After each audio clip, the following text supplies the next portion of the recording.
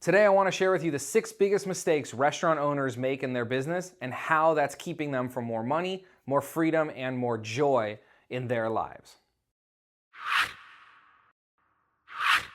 Hey everybody, my name is Ryan Gromfin. I'm an author, speaker, chef, restaurateur, and the founder of therestaurantboss.com, as well as restaurantprofitandperformance.com. And today I want to share with you part 2 of the 6 biggest mistakes that restaurant owners make.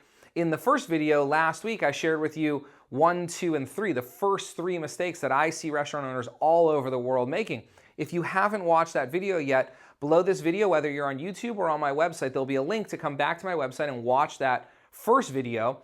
But here you are, so let's get right into it. Let's see what that 4th biggest mistake that restaurant owners make in their businesses. What I find is that restaurant owners focus too much on attracting new customers instead of delighting them.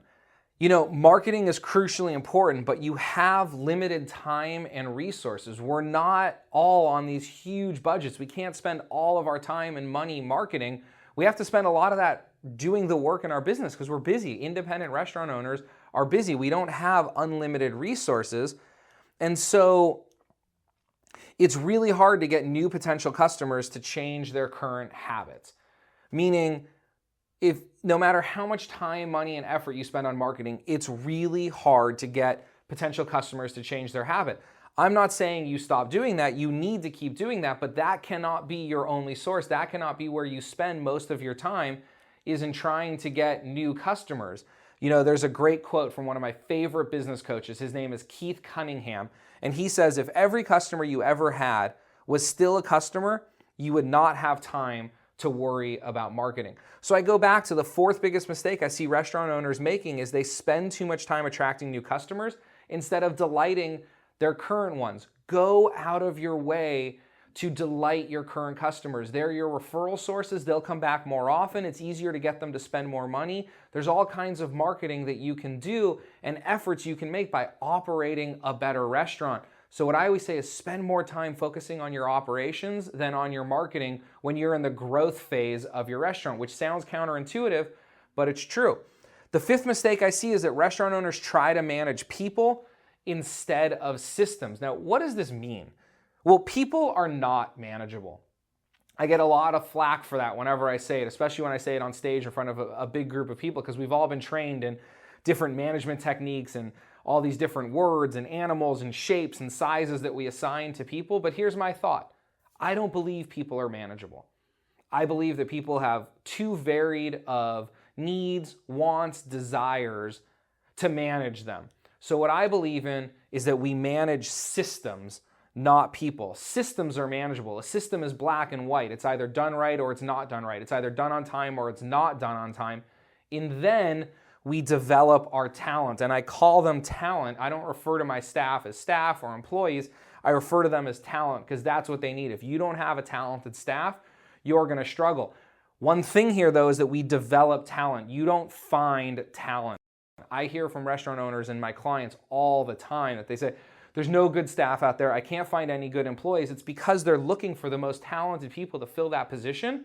If you have the system set up properly in your restaurant, you can find average talent and develop them, but good people. And what I mean by that are you hire on the soft skills, you hire the smile, and then we develop the talent. Now that 6th mistake that I see restaurant owners make, and this one is crucial, is restaurant owners never build a real team. And by team, I don't just mean the employees in your business, I mean an entire team. Owning any business cannot be done alone. I don't care what kind of business it is, whether it's a restaurant or a doctor's office or a law practice or a real estate investment firm. Owning a business cannot be done alone. You need an entire team of people to help you out, not just employees, but vendors and other kinds of support to help you do this. So stop thinking about your team as just your employees and start looking at your vendors as part of your team. Start looking at lawyers, start looking at accountants, start looking at bookkeepers as part of your team and really build that team.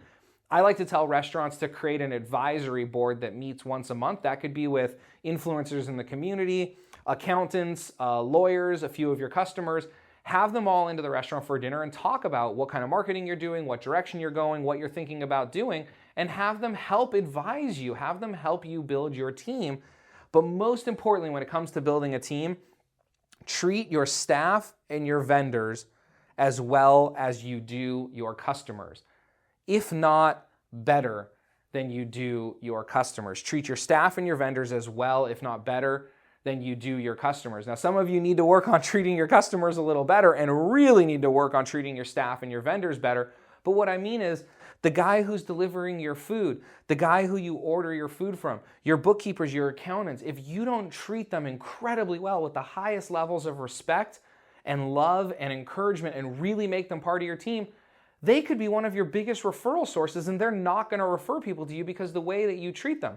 My refrigerator repairman knew everybody in the community. I took such good care of him. He was such a part of my team, not only because I needed him to repair my equipment, but he was always coming into the restaurant for dinner. He was always bringing people into the restaurant for dinner. He was part of my team, and he's part of my team now. When I go into other restaurants, he comes with me to help look at their equipment.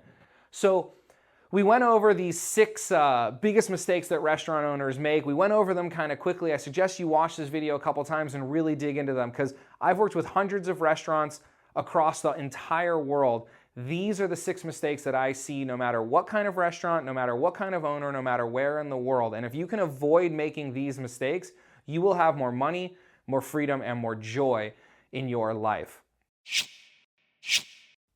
Wherever you're watching this video, if you're on YouTube or if you're on my website, there'll be a place where you can like this video and share some comments below. I'd really appreciate if you could do that for me. That's how I'm able to keep sharing this great content with you.